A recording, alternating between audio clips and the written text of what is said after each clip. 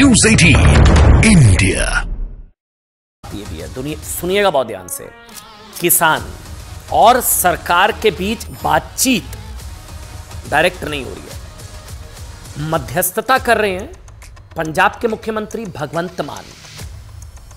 जी हाँ, वो अब तक सरकार और किसानों के बीच हुई 4 में से 3 बैठकों में शामिल रहे हैं भगवंत मान। अब आप सोच रहे होंगे वो क्या कर रहे हैं इस बैठक में, किसान पंजाब के हैं ना इसलिए। और जिसमें वो शामिल रहे, चौथी बैठक में नहीं हुए, उसमें उन्होंने अपना प्रतिनिधि भेज दिया। अब सुनिए, बीजेपी आरोप लगा रही है कि इन्हीं भगवंत मान जी की वजह से ना सहमति नहीं बन पा रही है, नहीं मान रहे किसान, पीछे भगवंत मान। वो भगवंत मान किसानों को उकसा रहे हैं, भड़का रहे हैं, राजनीतिक रोटियां सेक रहे हैं। यही भगवंत मान किसानों और सरकार के बीच बातचीत में अड़ंगा लगा रहे हैं, बकौल बीजेपी आरोप लगा रही है। आपको बताते हैं, वैसे यही भगवंत मान जी हैं जो 2022 में हुए चुनावों से पहले पंजाब की कांग्रेस सरकार पर निशाना साधते हुए कहते थे कि राज्य सरकार को किसानों से एमएसपी पर फसलें खरीदनी चाहिए, जब कांग्रेस की सरकार थी। इतना ही नहीं, उन्होंने ये भी वादा किया था कि जब पंजाब में आम आदमी पार्टी की सरकार आएगी तो वो 22 फसलें पंजाब के किसानों से एमएसपी पर खरीदेगी। 22 वादा। यहां तक कि आम आदमी पार्टी की नेता और पंजाब सरकार में मंत्री अनमोल गगमान ने तो यहां तक कह दिया था कि पंजाब में आम आदमी की सरकार आते ही 5 मिनट के अंदर एमएसपी पर कानून बना देंगे हम लोग। 5 मिनट, 2 साल हो गए, अब 5 मिनट कहा था, अब 2 साल बीतने को आए हैं। अब तक पंजाब सरकार ने कानून बनाने को लेकर एक कदम नहीं उठाया, एक कदम। जिन्होंने खुद कदम नहीं उठाया वो उस बैठक में मध्यस्थता कर रहे हैं। जी हाँ, आम आदमी पार्टी चाहती है केंद्र सरकार से लेकर कानून बनाए, किसानों से एमएसपी पर 23 फसलें खरीदें। खुद 22 का वादा किया, वो कहाँ है पता नहीं अभी, लेकिन केंद्र सरकार खरीदे। अब पंजाब की सरकार एमएसपी पर किसानों से फसल खरीद का कानून क्यों नहीं बना रही है और इसकी जिम्मेदारी केंद्र पर क्यों डाल रही है, ये हम आपको बताएंगे। लेकिन पहले जान लीजिए कि ये आरोप क्यों लग रहे हैं कि किसानों और सरकार के बीच मध्यस्थता करने वाले पंजाब के सीएम भगवंत मान की वजह से बात नहीं बन पा रही है। दरअसल पंजाब बीजेपी के अध्यक्ष हैं सुनील जाखड़, उन्होंने सोशल मीडिया पर एक पोस्ट लिखकर यह आरोप लगाया कि किसानों के वकील बनने का दिखावा करने वाले भगवंत मान ही इस बातचीत को विफल कर रहे हैं, क्योंकि अगर किसान नहीं मानते तो इससे वो केंद्र को बदनाम कर पाएंगे। किसान मान गए तो इनके हाथ से मुद्दा चला जाएगा। सुनील जाखड़ ने तो यहां तक दावा किया कि किसानों का इरादा तो सिर्फ चंडीगढ़ तक मार्च करने का था, लेकिन आम आदमी पार्टी ही किसानों को दिल्ली की तरफ कूच करने के लिए उकसा रही है। अब हमें नहीं पता सुनील जाखड़ के इन आरोपों में कितना दम है, लेकिन यह बात सच है कि सत्ता में आने से पहले आम आदमी पार्टी ने पंजाब के किसानों से बार बार यह वादा किया था कि वो सरकार बनते ही 22 फसलों को एमएसपी पर खरीदेगी, 5 मिनट के अंदर कानून बना देंगे। लेकिन सरकार में आते ही भगवंत मान अपने वादे से पलट गए और आज वही भगवंत मान किसानों और सरकार के बीच मध्यस्थता कर रहे हैं। चाहते हैं कि केंद्र किसानों को सारी शर्तें मान ले और हर साल 10 लाख करोड़ रुपए अतिरिक्त खर्च करके एमएसपी पर 23 फसलें भी खरीदे। वैसे ये नंबर बताते जाता है कि शायद संभवतः 17-18 लाख करोड़ तक जाएगा, ये 17 से 18 लाख करोड़ तक ये अनुमान होता है कि अगर 23 फसलों पर एमएसपी की गारंटी हो गई। ये काम भगवंत मान की सरकार भी कर सकती है पंजाब में। पंजाब के किसान है ना, बाकी राज्यों के किसानों को प्रॉब्लम ही नहीं है, पंजाब के किसान है। पंजाब चाहे तो पंजाब के किसानों से 23 फसलों को एमएसपी पर खरीद सकती है। संविधान में वो सारे प्रावधान मौजूद हैं जिनका इस्तेमाल करके पंजाब सरकार एमएसपी पर कानून ला सकती है, किसानों की मांगे मान सकती है। लेकिन बात यह कि पंजाब सरकार पर इस समय 3.25 लाख करोड़ रुपए का कर्ज है। कितना? 3.25 लाख करोड़। अगर भगवंत मान की सरकार ने किसानों से एमएसपी पर 22 फसलें खरीदी तो पंजाब की अर्थव्यवस्था चौपट हो जाएगी, खत्म है, एकदम कमर टूट जाएगी। इसलिए भगवंत मान बड़ी चतुराई के साथ अपने 2 साल पुराने वादे का जिक्र किए बिना सारा का सारा ठीकरा सेंटर पर फोड़ रहे हैं। चाहते हैं कि केंद्र सरकार एमएसपी पर कानून बनाए, खर्च उठाए, रही बात आम आदमी पार्टी की, तो एमएसपी का खर्चा भी उसकी जेब से जाएगा और महंगा अनाज भी आम आदमी ही खरीदेगा। सुनिए। पंजाब दा किसान सब तो वध प्रभावित है, अंदोलित है, इसलिए मेरा फर्ज बनता सी कि मैं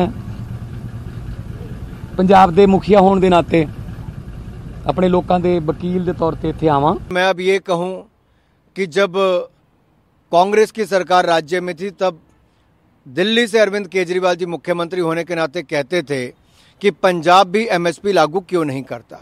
भगवंत मान जी भी उस समय बड़े बड़े सवाल खड़ा करते थे, लेकिन आज वो स्वयं मुख्यमंत्री, उनकी अपनी सरकारें हैं, तो क्या उसका जवाब वो देंगे?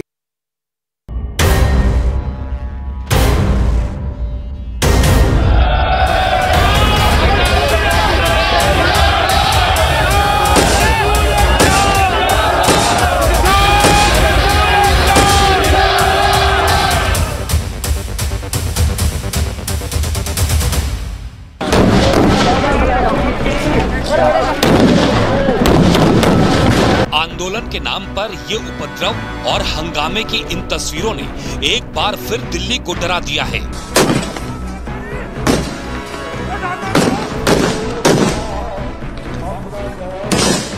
आंदोलन के लिए ट्रैक्टर को टैंक बनाकर क्या युद्ध की तैयारी हो रही है? ये देखिए, ये तस्वीरें बहुत खतरनाक है, ये तस्वीरें बहुत खतरनाक है। हम आगे आके दिखाने की कोशिश कर रहे थे।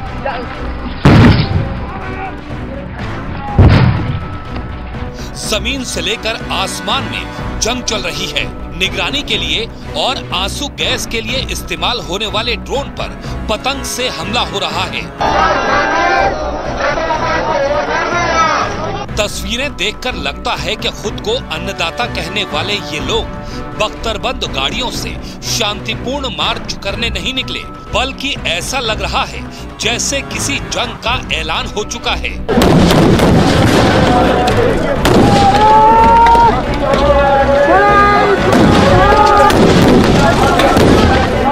एक तरफ किसान नेता कह रहे हैं कि वो शांतिपूर्ण मार्च की परमिशन चाह रहे हैं, लेकिन अलग अलग बॉर्डर पर जो तस्वीरें आ रही हैं, उससे साफ है कि ये उपद्रव करने की तैयारी है। किसान आंदोलन के दौरान आज प्रदर्शनकारियों द्वारा दाता सिंह खनौरी बॉर्डर पर पुलिस कर्मियों को घेरकर पुलिस नाके के आसपास भारी मात्रा में पराली में मिर्च पाउडर डालकर आग लगा दी गई और पुलिस कर्मियों पर प्रदर्शनकारियों द्वारा भारी पथराव तथा लाठी गंडासे से भी हमला किया गया। इस हमले में लगभग 12 पुलिसकर्मी गंभीर रूप से घायल हुए हैं और इस जहरीले धुएं के कारण नाके के आसपास के क्षेत्र में पुलिस कर्मियों को सांस लेने में दिक्कत हुई और दिखने में भी भारी परेशानी का सामना हुआ। शंभू बॉर्डर पर सैकड़ों की संख्या में पहुंचे लोगों की पुलिस से झड़प हो गई।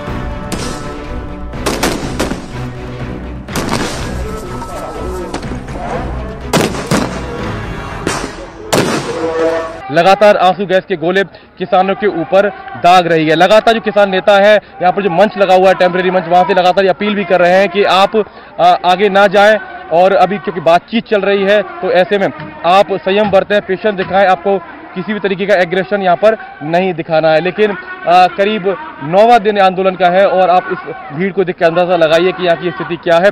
यहाँ पर एक तरीके से जो रेत की बोरियां लाई थी उसका आड़ बनाने के लिए, ओट बनाने के लिए यहाँ पर उसका इस्तेमाल किया जा रहा है। तो दूसरी ओर यहाँ पर गीली बोरियां रखी गई हैं, पानी रखा गया है जिससे कि आंसू गैस के गोले जब यहाँ पर गिरे तो उसको एक तरीके से निष्क्रिय यहाँ पर किया जा सके। दूसरी तरफ क्योंकि किसानों ने यहाँ पर प्रोक्लेन और जेसीबी मशीन यहाँ पर मंगाई थी, तो उसके बाद अब हरियाणा पुलिस ने भी वहाँ पर आप देखेंगे तो मैं एक पूरे प्रोक्लेन मशीन को वहाँ पर देख पा रहा हूँ। उसके पीछे एक जेसीबी खड़ी हुई है और दूसरे पुल के ऊपर भी कुछ जेसीबी मशीन्स मैं देख पा रहा हूँ। तो हरियाणा पुलिस ने भी एक तरीके से पूरी तैयारी कर ली है। हालात इतने खतरनाक हो गए थे कि पुलिस को टीयर गैस दागनी पड़ी। हरियाणा की तरफ से तमाम पैरामिलिट्री फोर्स लगाई गई है, तमाम बंदोबस्त हैं, तो बॉर्डर पर जमा किसान भी पूरी तैयारी के साथ डटे हुए हैं। टीयर गैस से निपटने के लिए हजारों रुपए की कीमत के स्पेशल चश्मे बांटे जा रहे हैं, मास्क बांटे जा रहे हैं। पोकलेन, जेसीबी, हाइड्रोलिक क्रेन से लैस किसान जिस तरह दिल्ली की ओर बढ़ रहे हैं, उससे साफ हो गया है कि ये किसी भी तरह से आंदोलन नहीं हो सकता।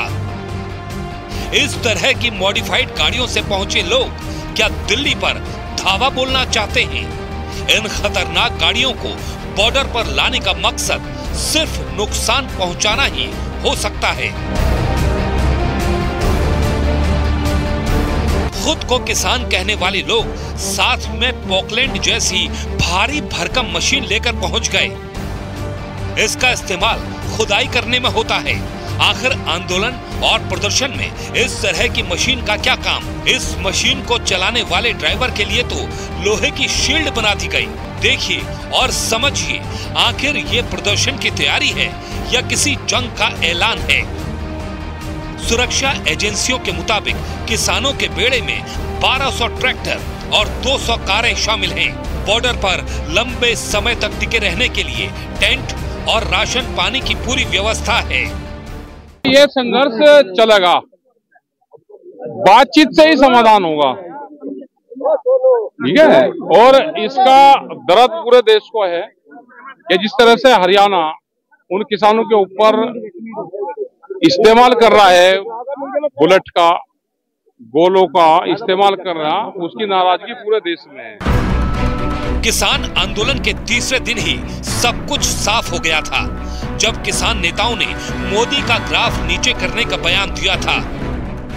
बॉर्डर पर डटे किसानों का आज 9वां दिन है। तमाम हट और हंगामे के बावजूद सरकार चाहती है कि किसानों से बातचीत के बाद समाधान हो, लेकिन कांग्रेस समेत कई पार्टियों को आंदोलन की आड़ में सियासी फायदे का मौका मिल गया है। सामने चुनाव है, इसलिए जब तक तनाव बना रहेगा, ये विपक्ष के एजेंडे में फिट बैठता रहेगा।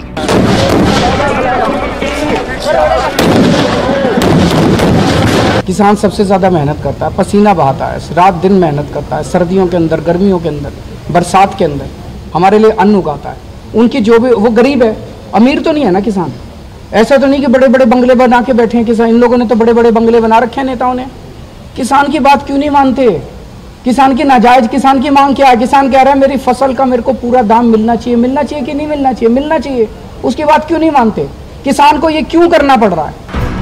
साजिशों के जाल में आंदोलन के फंसकर भटकने का सिलसिला बहुत पुराना है। इस विरोध प्रदर्शन को आम किसानों का विरोध बताया तो जा रहा है, लेकिन सबसे ज्यादा नुकसान आम लोगों को ही हो रहा है। दिल्ली के बॉर्डर जाम हैं और दफ्तर जाने वाले लोग परेशान हैं। बात राहुल गांधी की